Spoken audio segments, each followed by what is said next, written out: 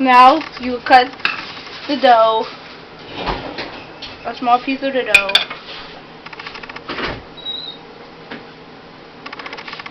Put it in a ball.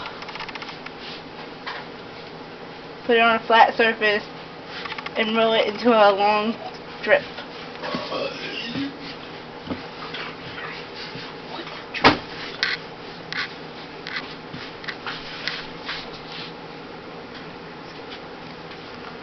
Like this.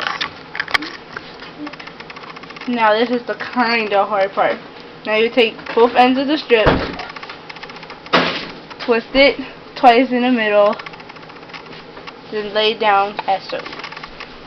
And then you have a pretzel.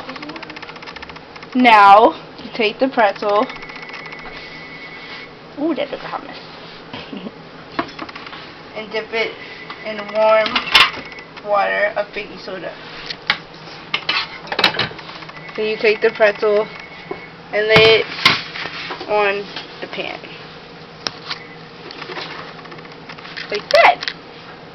And make sure you butter it so it doesn't stick to the pan.